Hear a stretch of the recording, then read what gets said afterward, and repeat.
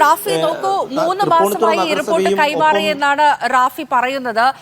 ഇപ്പോൾ ഇവിടെ ഈ ഫ്ളാറ്റുകൾ അത് താമസയോഗ്യമല്ല എന്നുള്ള കാര്യം നഗരസഭ അടക്കം പറഞ്ഞതാണ്. അവരും ഇതിൽ കൃത്യമായ ഇടപെടലുകൾ വേണമെന്ന് പറഞ്ഞതാണ്. അപ്പോൾ എന്തുകൊണ്ടാണ് ഇതിലൊരു നടപടി വൈകുന്നത്? എന്തുകൊണ്ടാണ് അവിടെ നിന്ന് ആളുകളെ ഒഴിപ്പിക്കാത്തത്?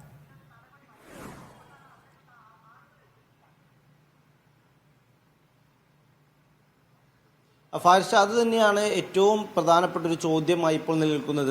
ഒരു വർഷത്തോളമായി വിവിധ ഏജൻസികൾ AWHO സൈനിക ഫ്ളാറ്റിൽ പരിശോധനകൾ നടത്തുന്നുണ്ട്. നേരത്തെ ബ്യൂറോ വെരിത്താസ് എന്ന ഇന്റർനാഷണൽ ഏജൻസി പരിശോധന നടത്തിയിരുന്നു. ഒപ്പം തന്നെ ചെന്നൈ IIT പരിശോധന നടത്തി, തിരുവനന്തപുരം എഞ്ചിനീയറിംഗ് കോളേജിന്റെ സിവിൽ എഞ്ചിനീയറിംഗ് വിഭാഗം പരിശോധന നടത്തി, ഒപ്പം മാർ അത്തനേഷ്യസ് കോളേജിന്റെ സിവിൽ എഞ്ചിനീയറിംഗ് വിഭാഗം പരിശോധന നടത്തി. ഈ റിപ്പോർട്ടുകളെല്ലാം പുറത്തു വരുമ്പോൾ ഈ റിപ്പോർട്ടുകളിലെല്ലാം ഉണ്ടായിരുന്നത് ഈ ഫ്ളാറ്റിന്റെ ബലക്ഷ്യം സംബന്ധിച്ച് ഗുരുതരമായ സാഹചര്യം എന്നുള്ളതാണ്. അതിനുശേഷമാണ് ഈ ഫ്ളാറ്റിലെ താമസക്കാരായ ആളുകൾ കോടതിയെയും ഒപ്പം തന്നെ ഇതുമായി ബന്ധപ്പെട്ട അധികൃതരെയും സമീപിക്കുന്നത്. ഇതിനുശേഷം തൃപ്പൂണിത്തുറ നഗരസഭയിലെ എഞ്ചിനീയറിംഗ് വിഭാഗവും GCDAയുടെ സിവിൽ എഞ്ചിനീയറിംഗ് വിഭാഗവും എല്ലാം ഫ്ളാറ്റിൽ പരിശോധന നടത്തിയിരുന്നു. ഈ പരിശോധനയിലെല്ലാം കണ്ടെത്തിയിരുന്നത് ഫ്ളാറ്റിന്റെ ബലക്ഷയം അത് ഗുരുതരമായ സാഹചര്യത്തിലാണ്. ഈ ഫ്ളാറ്റിലെ താമസക്കാരെ അടിയന്തരമായി ഒഴിവാക്കേണ്ട സാഹചര്യമുണ്ട്.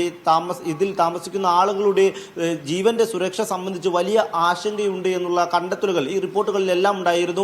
ഇതിനുശേഷമാണ് ജില്ലാ കളക്ടറുടെ നേതൃത്വത്തിൽ ഇതുമായി ബന്ധപ്പെട്ട് പഠനം നടത്തുകയും ഇതിന്റെ ചുമതലയായി പൊതുമരാമത്ത് വകുപ്പ് എക്സിക്യൂട്ടീവ് എഞ്ചിനീയർക്ക് ചുമതല നൽകുകയും ചെയ്തത്. ഇതിനുശേഷം പൊതുമരാമത്ത് വകുപ്പ് എക്സിക്യൂട്ടീവ് എഞ്ചിനീയർ നടത്തിയ പരിശോധനയിലും മനസ്സിലാക്കാൻ കഴിഞ്ഞത് ഈ ഫ്ളാറ്റിനെ സംബന്ധിച്ചിടത്തോളം അപകട സാധ്യതയുണ്ട് എന്നുള്ളതാണ്. അതുകൊണ്ട് തന്നെ ഏറ്റവും അടിയന്തരമായി താമസക്കാരെ മുഴുവൻ ഒഴിവാക്കണമെന്നുള്ള നിർദ്ദേശമാണ് ആ റിപ്പോർട്ടിലുള്ളത്. നമുക്ക് ആ റിപ്പോർട്ട് വ്യക്തമായി കാണാം. ഇമ്മീഡിയറ്റ് ഇവാക്യുവേഷൻ എന്നുള്ളതാണ് ആ റിപ്പോർട്ടിൽ ഉപയോഗിച്ചിരിക്കുന്ന വാക്ക്. അതുകൊണ്ട് തന്നെ ഏറ്റവും വേഗം ഈ താമസക്കാരെ ഒഴിവാക്കണമെന്ന് റിപ്പോർട്ടിൽ പറഞ്ഞു. ഒപ്പം തന്നെ ഈ ഫ്ളാറ്റിന്റെ ബലക്ഷയം സംബന്ധിച്ചുള്ള ചില സൂചനകൾ, ചില കൃത്യമായ കാര്യങ്ങൾ ആ റിപ്പോർട്ടിലുണ്ട്. അത് പ്രധാനമായും ഉള്ളത് ഫ്ളാറ്റിന്റെ ടൈലുകൾ സംബന്ധിച്ചാണ്. ഈ ടൈലുകൾ എപ്പോൾ വേണമെങ്കിലും ആളുകളുടെ ശരീരത്തിലേക്ക് അടർന്നു വീഴാൻ പാകത്തിനാണ് നിൽക്കുന്നത്. ഒപ്പം തന്നെ ഈ ഫ്ളാറ്റിന്റെ സ്റ്റെപ്പിന് താഴെയുള്ള കോൺക്രീറ്റ് കമ്പികളും കഷ്ണങ്ങളും അടർന്നു വീഴാനുള്ള സാധ്യതയുണ്ട്.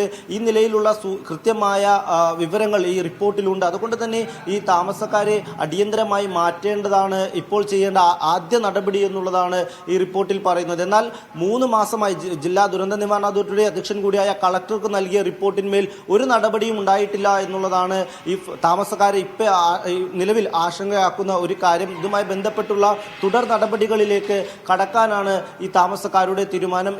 ഇതുമായി ഇനി ഈ ഫ്ളാറ്റിൽ ഈ നിലയിൽ മുന്നോട്ട് പോകാൻ കഴിയില്ലെന്ന നിലപാടിൽ കൂടിയാണ് ഈ ഫ്ളാറ്റിലെ താമസക്കാർ.